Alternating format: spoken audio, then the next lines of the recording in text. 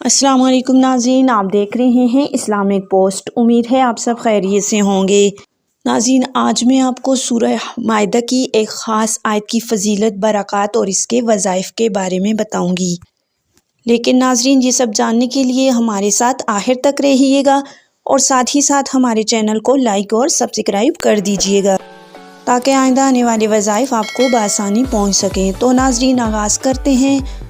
हम बात कर रहे हैं सूरह माइदा की आयत नंबर 114 की फ़जीलत के बारे में।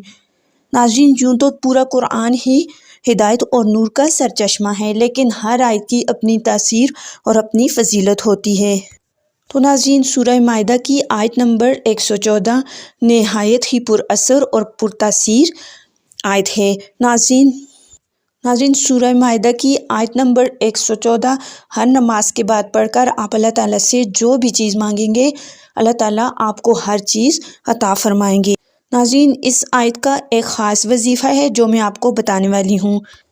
नाज़रीन, जिस शख्स का कोई एक ख़ास चीज़ या कोई भी चीज़ खाने का दिल कर रहा हो और वो उसके पास मुयस्सर ना हो, तो उसे चाहिए कि वो सूरह माइदा की आयत नंबर 114 7 बार पढ़े और आसमान की तरफ मुँह करके फूंक मार दे और अल्लाह ताला से जो भी नेमत वो मांगेगा, अल्लाह ताला उसको 24 घंटे के अंदर अंदर वो नेमत अता फरमाएंगी। चाहे वो खाने की चीज़ है, चाहे वो जैसी चीज़ भी है, अल्लाह ताला उसको ज़रूर अता फरमाएंगे।